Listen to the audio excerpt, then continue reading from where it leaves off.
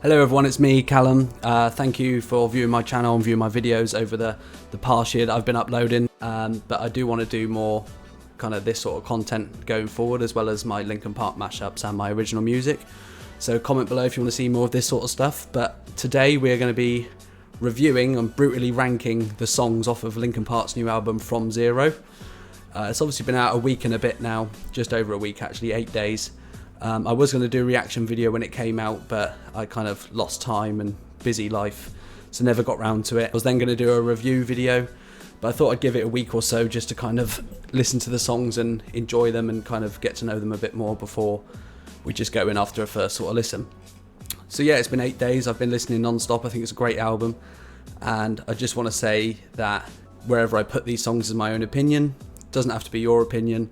I don't hate any of the songs at all. I love them all, but some have to go at the bottom, unfortunately. Overall, I think it's a great album. Just want to get that out there. But yeah, today I'm going to be ranking them in what I think is my least favourite to my most favourite. That's the best way of putting it. Not songs that I hate and songs that I love. It's just my least favourite to best favourite, or songs that I've listened to more than others. So let's start off with number 11. Which I think, to be fair, would probably be everyone's number 11, is the intro, From Zero intro. Obviously, it's just an intro into the album. I think it could have been a better intro, personally. It's only 20 seconds long, I believe. I mean, I think of albums like 1975's latest album. They have an intro song on there called The 1975.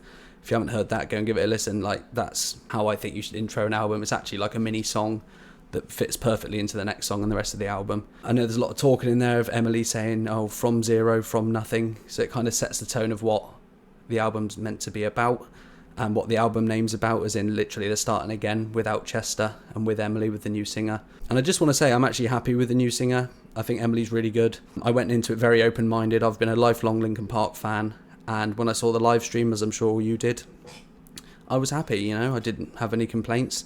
Obviously she's not Chester, but I'm just happy that Linkin Park are back and making new music, personally. I know other people have different opinions, and that's completely fine, but that's my opinion. I'm happy.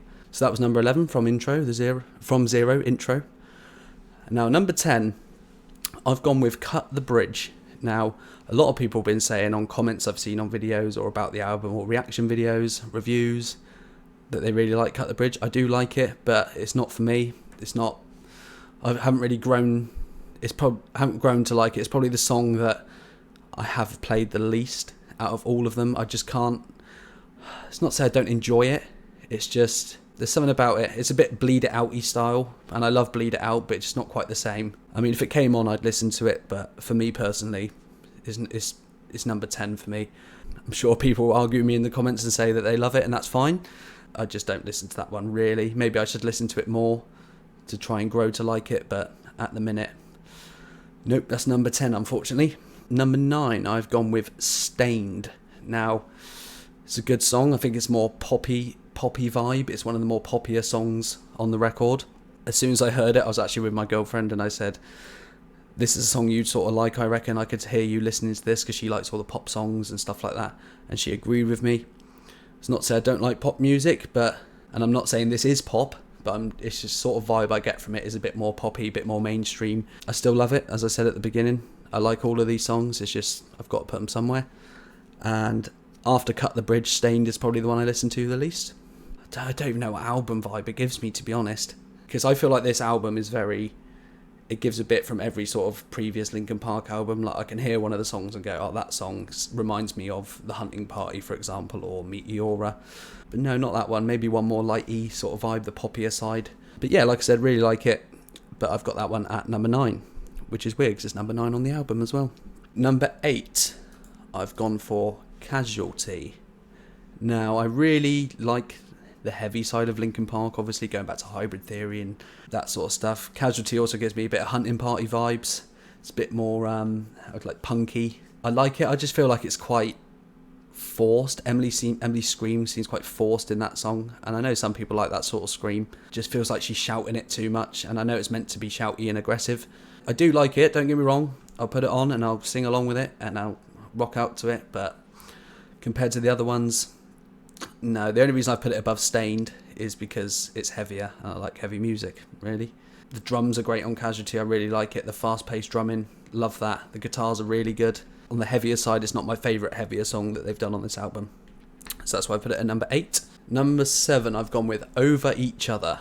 So Over Each Other reminds me of something like Leave Out All the Rest, like a more ballady song. I remember when it first came out on the day I heard it, first time hearing, I was a bit like, I'm not sure. But it's one of those songs, the more I've listened to, the more I have grown to love it. Obviously, it was their third single they released. I think the music video is great as well, with a nice twist at the end, with the car crash scene. But yeah, it's nice just to have Emily singing just herself on a song. I know Mike does a little bit of background vocal over the build-up to the chorus. But yeah, I think it's a solid track. Yeah, I haven't got much more to say about Over Each Other, to be honest.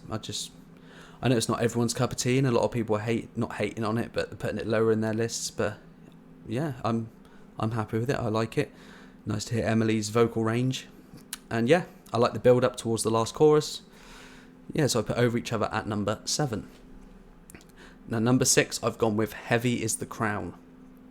Again, when this song came out, the second single, first listen, I wasn't 100%. I remember seeing a little clip of it live. I think it might have been at the O2 show in London, which I was meant to go to, but I couldn't.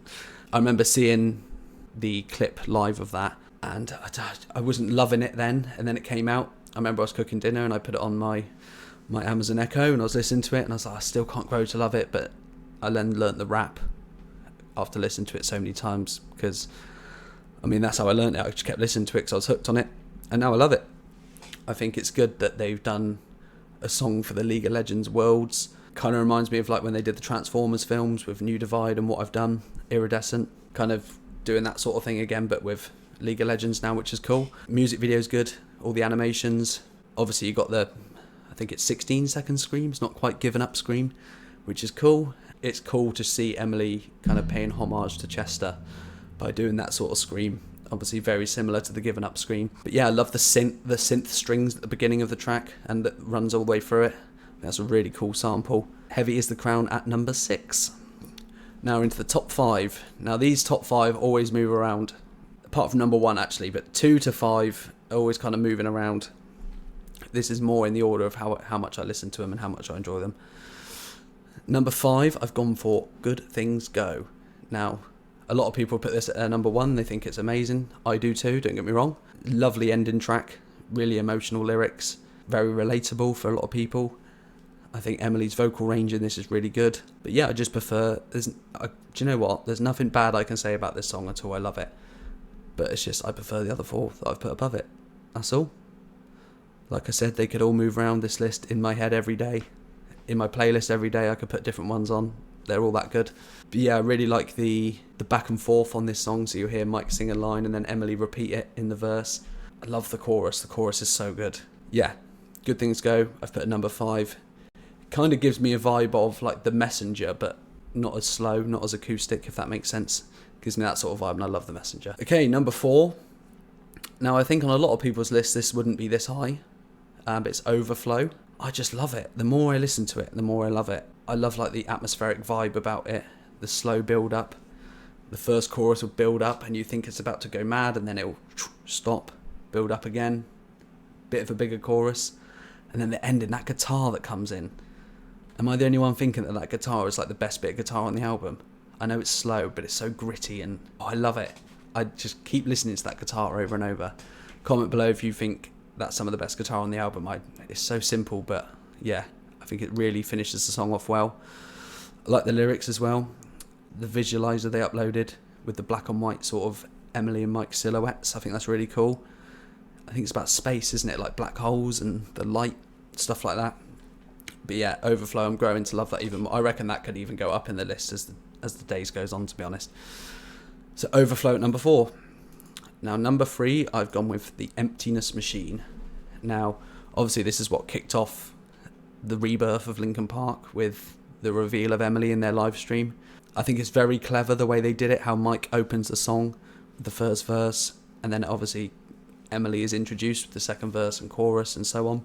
I think it's so catchy. I mean, I'm pretty sure it's got already got millions and millions of streams. I know it was top of the rock chart at some point, but as a comeback song, I think it's brilliant. I think it's got everything. It's got a bit of heaviness in it. It's got the screaming. I kept listening to over and over. Even when Heavy as the Crown came out, still listening to Emptiness Machine on repeat. Even when Over Each Other came out, still listening to Emptiness Machine on repeat. I'm listening to it a bit less now because obviously other songs have come out and I want to get to know them. But every time it comes on, I still go back to it. And yeah, I think it's a great comeback song and deserves number 3. Deserves to be in the top 3. I wouldn't put it any lower than that. Now these last 2 songs, it was so like back and forth. Number 2, I've gone with Two Faced. As a lifelong Linkin Park fan, I mean lifelong. My first album I ever got when I was 3 or 4, I think, was Hybrid Theory.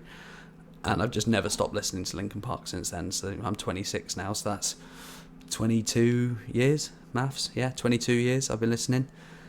And of all the songs on this album, that's the one that brought me the most nostalgia. I think it would with a lot of you as well. As soon as I heard it first listen in the car on the way to work, I saw Linkin Park had released a new song on that Thursday morning, wasn't it? Day before the album. I instantly clicked on it. I was like, so it was loading. I literally parked up, pressed it, it wouldn't load. So I thought, I'm just going to drive and hope it loads. I thought it might have been a mistake with my Spotify, to be honest, that for some reason Two Faced had popped up when it wasn't meant to. And then it started playing, and you know that feeling when you hear a song for the first time? I wish you could just get that again.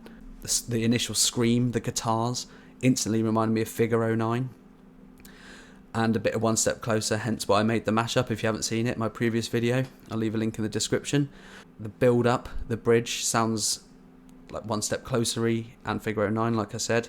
The screaming, it's kind of like One Step Closer in reverse, instead of shut up when I'm talking to you, I can't hear myself think. The music video is amazing, shows the band having fun, like they're enjoying the comeback. Yeah, overall I just think it's a really, really solid song, and it only got topped by this last song for one reason, which I'll explain. So my number 1 is IGYEIH, or I Gave You Everything I Had. When I first heard it, I wasn't 100% sure. Well, not 100% sure. You know you've got to listen to a song for a few times. What I mean is, when I first heard it, Two Faced was still my favourite 100%. And then the more I listened to it, the heavy guitar at the beginning, the really cool verse, the chorus is catchy, but the bit that does it for me is that ending part. From Now On I Don't Need You, and it just repeats and repeats. There's something about repeating end parts of songs that I love. Like, I love Little Things Give You Away with the build up, the catalyst, the build up at the end, waiting for the end. All of those end loopy bits of songs I love, where they keep adding bits onto it. So when that guitar hits in and she's just repeating the same thing over and over, it's just, I love it. I think it's so cool. And imagine that live. That'd be so good. Everyone singing that live. And another thing I didn't actually notice until I watched the video the other day was it actually changes as it goes through. So it starts off with From Now On I Don't Need You, and at the end I think it's changed to From Now On Got Amnesia or something. Didn't notice that till the other day. Visualizer's cool as well. When the guitar drops, literally a nuke just explodes. But yeah, I Gave You Everything I Had is my number 1, and yeah, that's my list. That's me brutally ranking what I think of From Zero by Linkin Park. Please leave your lists in the comments. I'd love to hear your opinions and what you like. And like I said, yeah, also comment below if you like this sort of content. This is the first time I've tried it on this channel. I'm not very used to talking to a camera. I'm more just used to putting songs together on my computer or making my own music. I hope to see you again soon with some more of this content, and hope you agree with my list or appreciate my list. Obviously, like I said, it's my opinion. You don't have to agree. You don't have to disagree. But yeah, cheers guys, and I'll see you soon.